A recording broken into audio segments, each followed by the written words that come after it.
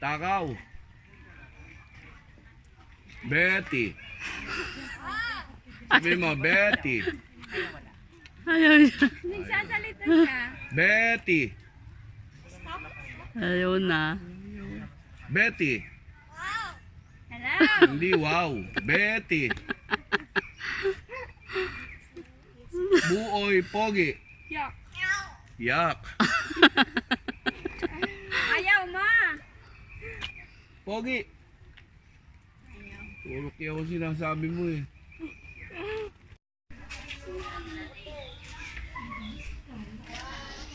Tulog sila. Gising.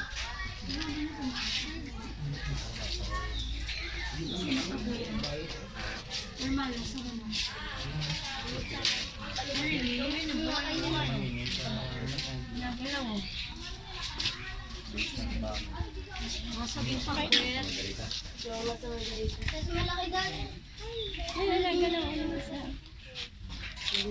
Dalawa ba sila?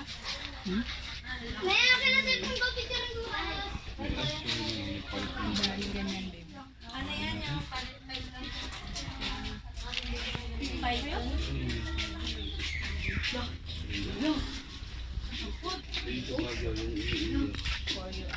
Gusto niyo magkakaahas doon? Ay, nagalaw siya. Ayun pala ang ulo niya. Wala ko. May snake na daya. Ang ginagawa niya para makahinga lang dito. Pagkain. Yung buntot niya parang ulo.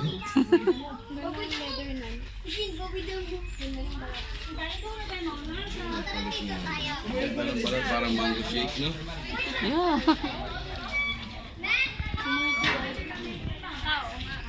Parang mango shake.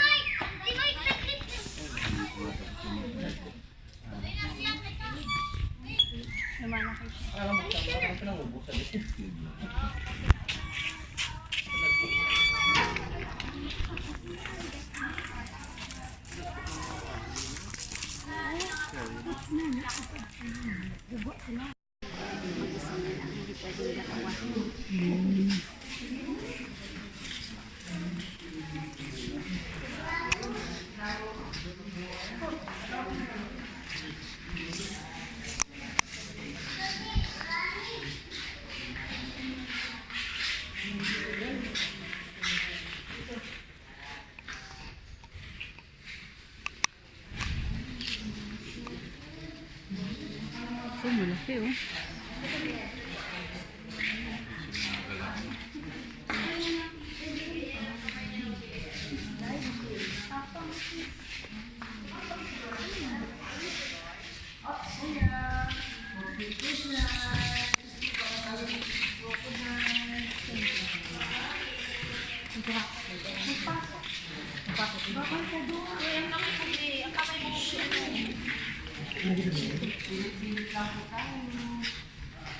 Boy, pag nandiyan sa taas, hawakan mo na yung anak ko, boy, ha? Kaya malaglag. Okay, so everyone, let's proceed to the fence of the big crocodiles.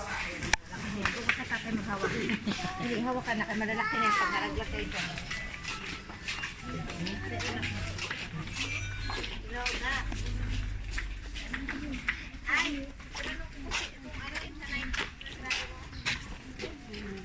Nandito na tayo sa malaki.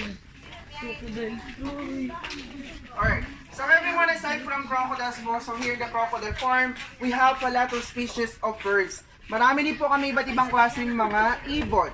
Those are spotted wood owl, Palawan talking minor or kiaw, red vintage cockatoo gray and pearl pigeon, and then if you can see the blackbird there, that is a Palawan hornbill or kalaw. That all birds are victim of poachers and illegal traders. They are all rescued from black market in Manila. Binibenta po kasi sila ng wala pong permit or illegal, so pinagbabawal naman po yun. So ang ginawa po ay kinumpiska at binalik po sila dito sa Palawan. Hindi na po sila pwedeng pakawalan or ibalik pa po sa wild dahil sa hindi na po nila kayang i-adapt yung bagong environment. So dito na lang po sila sa captivity for safety. Okay, sakit po tayo. And everyone, please watch your step po.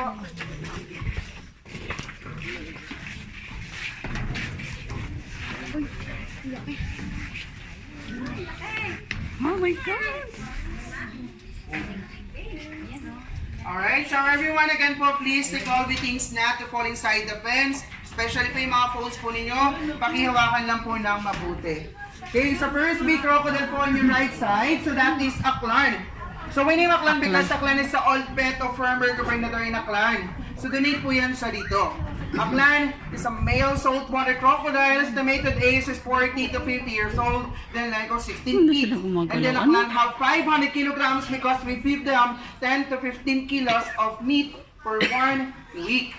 But we need to feed them po only twice a week because the crocodile have a slow metabolism. Masyado naman po mabagal yung panunaw po nila ng pagkain.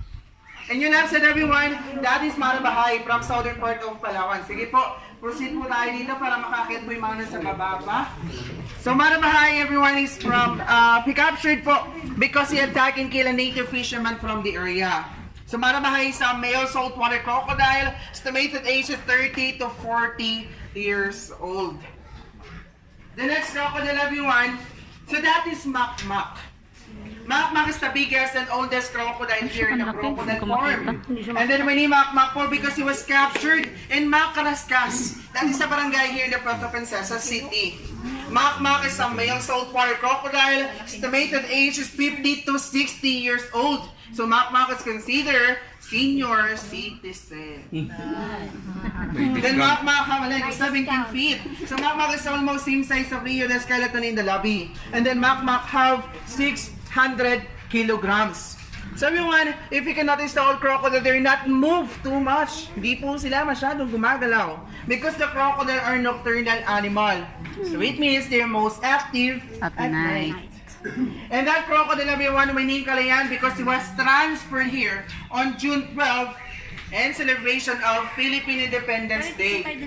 Kalayan is a male saltwater crocodile. Estimated age is 40 to 50 years old and leg of 15, 20, 29 feet long. Kalayan is from breeding area. He transferred here in the viewing area because he killed a female crocodile who did not to make love with him. So that's why he need to transfer here in the viewing area. The next crocodile, everyone, so that is Surigao. So we need Surigao because he was captured in municipality of the Department in the province of Surigao del Norte. He captured because he attacked, killed, and he ate 10 people in the Surigao River. Yes po, 10 people. That's why he captured him. That's why I called him a crocodile monster. But everyone, actually po, the reason why I always attack people or human, dahilan po kung bakit po sila lagi nakakapatay ng tao, because of territory. Because the crocodile is 99.9% territorial. Ayaw po nila ng may kahati po sa lugar na pinagkukunan po nila ng pagkain. And next crocodile, everyone, so that is Kagitingan, also from breeding area. And then within Kagitingan because he was transferred here in April 9, 2018, ano po ng Kagitingan? The lifespan of all crocodile is up to 100 years. Kaya naman po ilang mabuhay ng 100 taon, katulad po ng mga dinosaur. And then the crocodile po in the wild, they can live 6 months to 1 year without eating. Ganun po sila katagal mag-diet.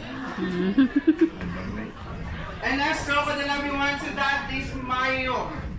Where's so Mayo? Because he was transferred here in the lake of Flores de Mayo. So Mayo is a male saltwater crocodile. Estimated age is 40 to 50 years old and leg of 15.9 feet long. The crocodile, they have no gills. So wala po silang masang. But they can stay under the water until 2 hours without breathing. And last crocodile, everyone in your left side, that is a freshwater crocodile, Philippine crocodile, about 7 years old.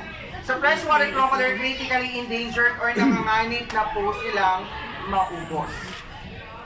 So everyone, before the end of this tour po, I just want to clarify that here in the crocodile farm, we are not permitted or not allowed to kill any kinds of crocodiles. We're here for conservation only. And then after 5 years, that old baby crocodile in the hatchling house, they are released in back into the wild. Binabalik naman po namin sila kung saan meron po silang sariling habitat. The top crocodile products for example, crocodile sisig and crocodile tapa that you can buy here in Palawan. Those products from Teresa Rizal beyond Manila in Davao City and not here in Palawan. So everyone, this is the end of our Galing tour, but if you have more time, you can proceed there to our food in the 4 hectares nature park. So just follow the maps and signages inside the area to find your ways and not get lost. So you will see a lot of endemic animals. But if you want to take picture na po with holding crocodile for your souvenir, you can proceed there to our photo booth. So thank you so much everyone and have a good day.